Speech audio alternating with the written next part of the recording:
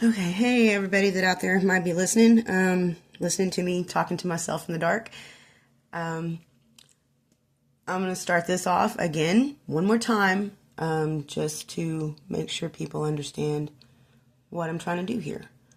I'm trying to help people learn how to heal themselves. And while I don't have any qualifications,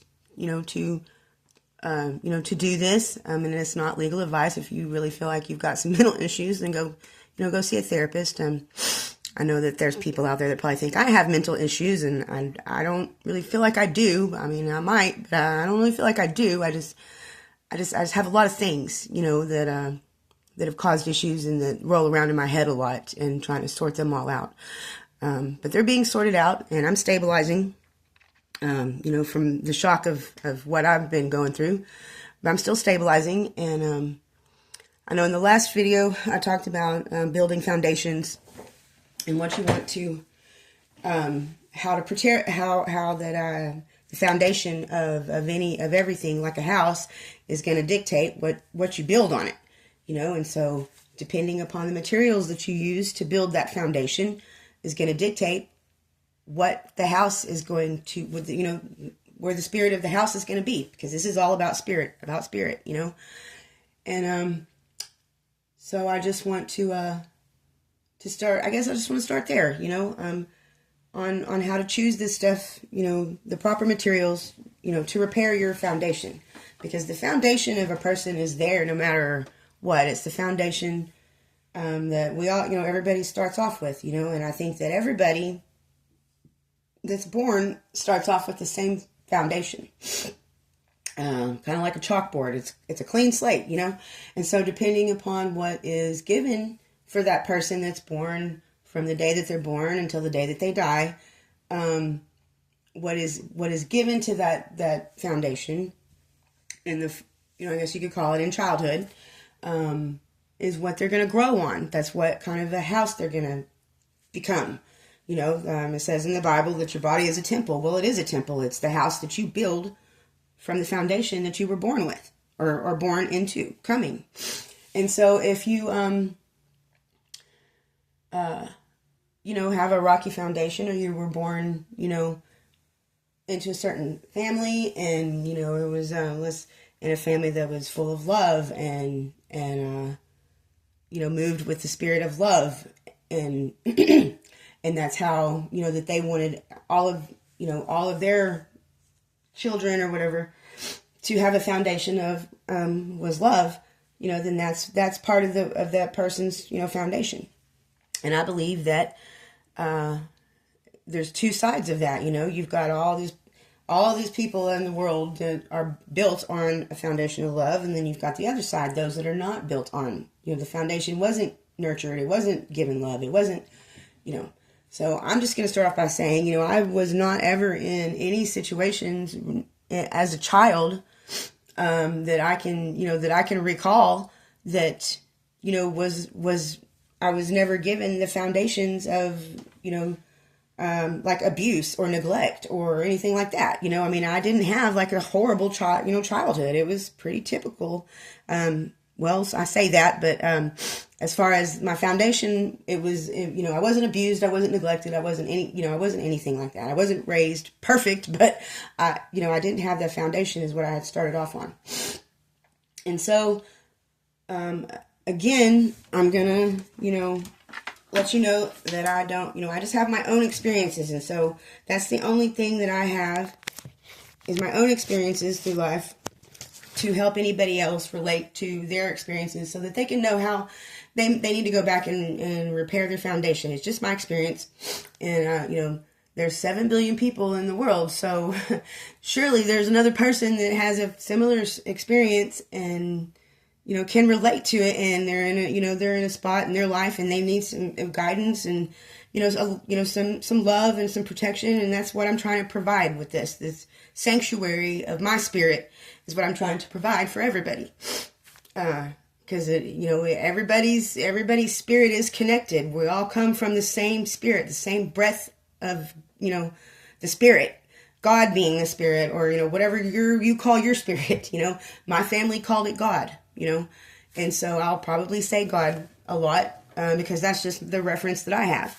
Now, I know that there's some people out there that might be listening that, might say, oh, well, it wasn't over there, because at one point I did, kind of had to take a step back from what, trying to figure out what the Spirit was, because I never really got the message that the church was trying to send, or that, I know my grandmother, she tried her ass off, teaching, everybody in my family, what the Spirit was. And I think we might have all missed it, really, to be honest with you. She called it God, and I remember one day telling her I didn't believe in God and this and that. It was just because I just misunderstood, the doctrine that she was guided by, and probably everybody before her and her family had been guided by, but, and I didn't necessarily agree with a lot of the things, that the doctrine stated, against certain things and this and that, and I just went about on my way. And then it just really come out that I wasn't necessarily an atheist, but I was pretty much an agnostic. I'm like, well, if that's the way that it is, then prove it to me, or, show me proof, And so, I actually started turning back towards the Spirit when I went through a divorce. And that's when I really kind of started turning back towards the Spirit. And I, kind of searched around. I was trying to find a church to go to, put my kids in, because that, that just seemed to be the thing, that helped everybody, so I thought, well, maybe that'll help me. And so when I did this, and I found a church that I went to for a while, and it was a pretty good church, but I still wasn't really getting it, and so I continued on my search, and throughout, my whole of searching, from that, basically, I'll just call it that, that atheist, or that agnostic point, that I started searching, and I kind of, I looked into all different kinds of, types of, religions, and some of them were kind of weird, and, and I was just like, and I'd kind of, get into them for a minute, and then I'm just like, no, this isn't it. And so anyways, I've just kind of finally found a way to be with the Spirit and have the Spirit included in my foundation, in my mind, in my, with, that aligned with my values and things that I had learned and picked up.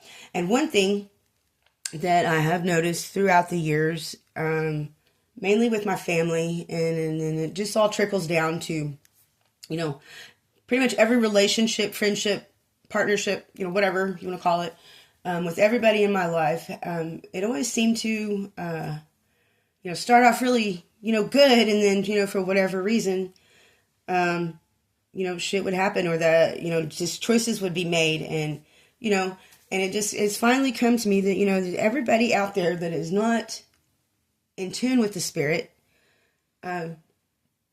spends a lot of time lost in, trying to find the correct doorway to access the Spirit, Well, my doorway was my grandma. And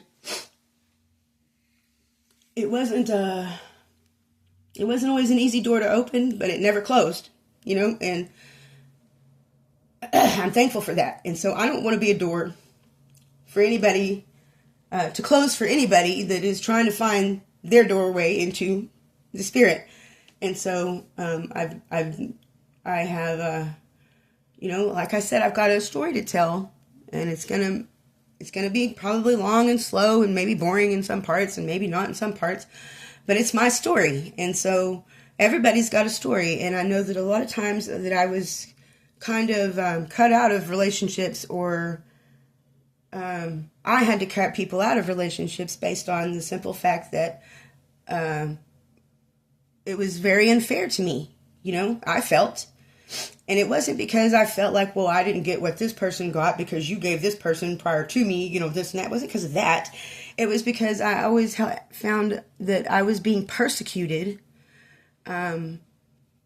without being able to tell my side of the story, Like, there's so many things that's happened over the years that it's like people, would do things or make decisions that would affect my life, whether or not I knew it or not, that would affect my life. before they talk to me about it. You know, like if it like, okay, for instance, there came up a situation at one point, whenever, one of my kids had, done something at school that was quite alarming, and definitely questioned everybody's, made everybody question her mental state, anyways, all these things kind of rolled down, and I found out that CPS had been called. Well, I had no idea who had called CPS, but upon receiving the phone call from CPS in relation to what my kid was going through, I was just like, well, why are you calling me? And the CPS worker revealed to me that she had, they hadn't necessarily opened up a case, but they had opened up an investigation. And I was like, okay. Well, then I found out that the CPS worker had talked to the grandmothers of my children. I don't remember who else, and they had gone to the school and talked to my kids, and that kind of pissed me off. I'm like, well, why wouldn't you have called and talked to me? I'm the parent, wouldn't you like to have all facets of the story before you decide that you need to make a call or open a case? It didn't make no sense. Why in the fuck wouldn't you have talked to me? And so anyways, when she explained, and I kind of understood where she was coming from, but, the thing is I had always told my children that no matter what, if you feel like somebody's mistreating you or, whatever, and you feel like, to tell somebody, and tell a parent, don't be afraid. I don't care if it's a person that's, abusing you in some way, to go to a teacher or, or a parent or whatever and say something. I said, but always stick with the truth, make sure that you're very truthful in everything that you say, because it'll all come out in the wash. And, well, it turns out that the incident that was called over, I ended up, there was actually, like three different incidents where CPS had been called, but of course all of them, they never even were an issue because it was all squashed, which would have been if the person who had called CPS had called and asked me about what was really going on, or if in one of the incidents my kid hadn't had told the teacher the version of the story that made it look like she might have needed to call CPS, that it never even would have been an issue, period. But nobody bothered to call me and ask me my side of the story. Nobody did.